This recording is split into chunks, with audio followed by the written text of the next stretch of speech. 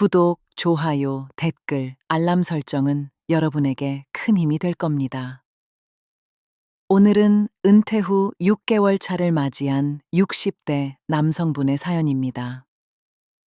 평생 가족을 위해 앞만 보고 달려왔지만 막상 퇴직 후 집에 남겨진 자신과 아내 사이의 묘한 어색함, 특히 삼시세끼 앞에서 한없이 작아지는 은퇴 남편의 솔직한 이야기입니다.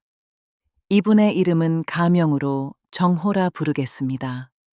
퇴직한 지 딱 6개월이 되었습니다.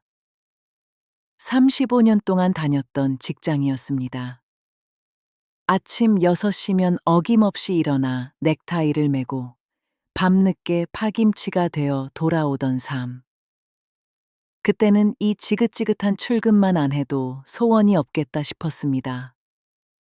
퇴직하는 날 후배들이 챙겨준 꽃다발을 안고 집으로 돌아오면서 이제는 정말 늦잠도 자고 아내와 여행도 다니며 평화롭게 살아야겠다고 다짐했습니다. 그런데 그 환상이 깨지는 데는 차에 한 달이 걸리지 않았습니다. 가장 큰 문제는 아주 사소한 곳에서 시작되었습니다. 바로 밥이었습니다. 현직에 있을 때는 몰랐습니다.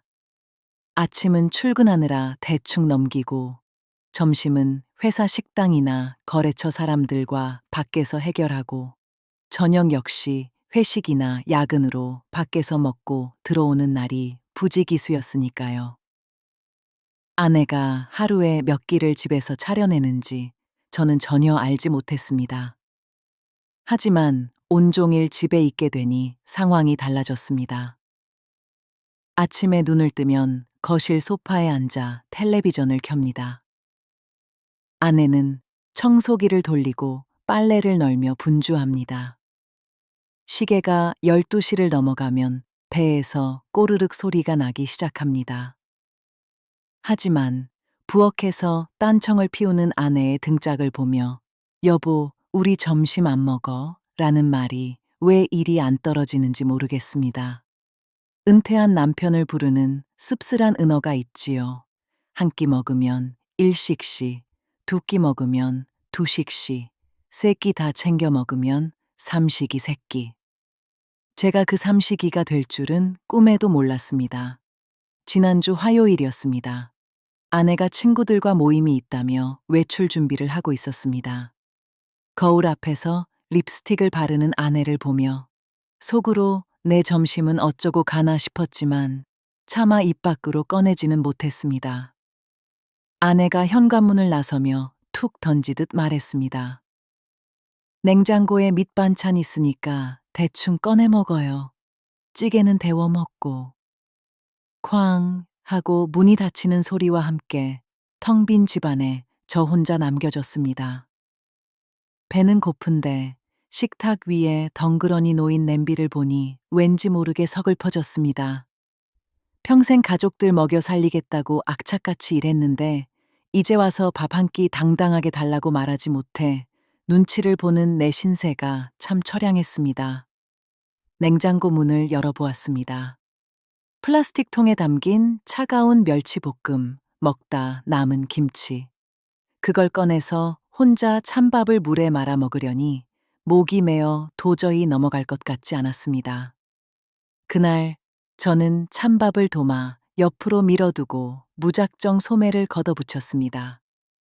내가 언제까지 아내가 차려주는 밥만 기다리는 수동적인 늙은이로 살아야 하나. 나도 내 입맛에 맞는 걸 직접 만들어 먹어보자 싶었습니다. 평소 유튜브에서 무심코 지나치며 봤던 요리 영상들이 떠올랐습니다.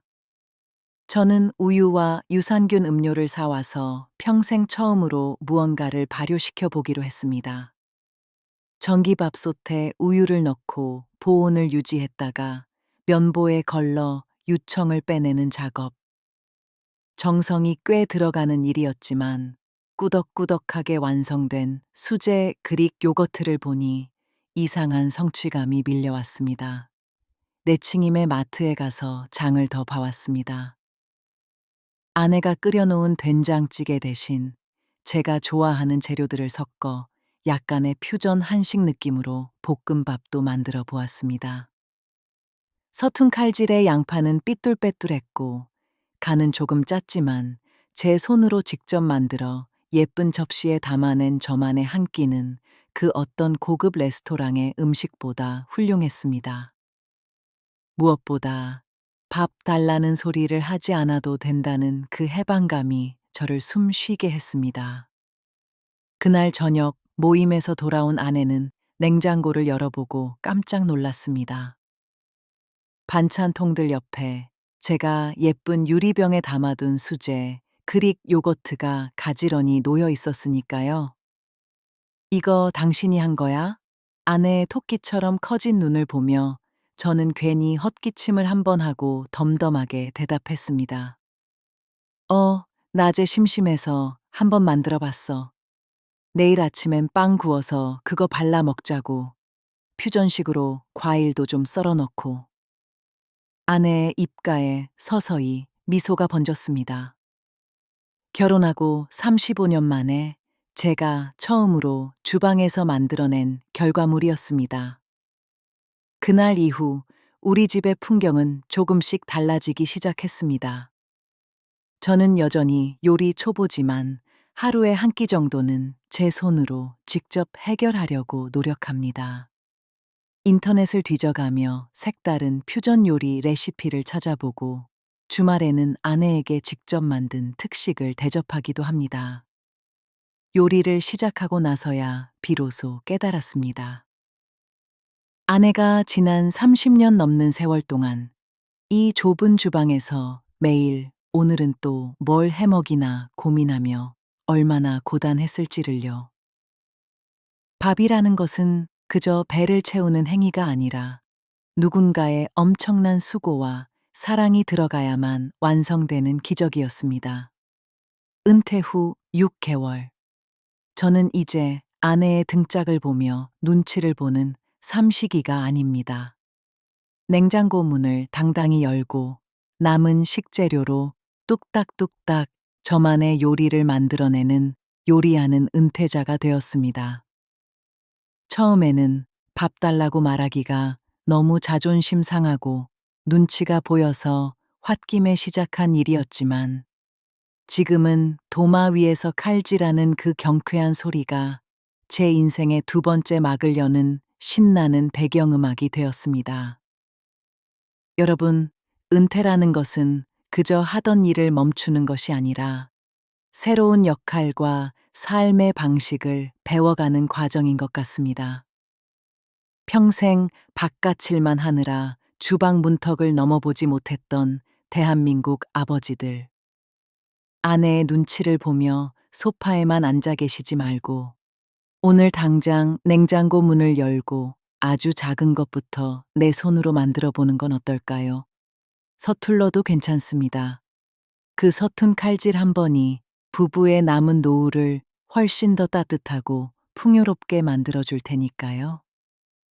정호 씨, 내일은 또 어떤 기발하고 맛있는 요리로 아내분을 놀라게 해주실지 기대가 됩니다. 오늘 이야기는 여기서 마칩니다. 댓글로 여러분의 솔직하고 유쾌한 이야기도 남겨주세요. 여러분이 품고 계신 소중한 사연도 언제나 기다리고 있습니다. 감사합니다.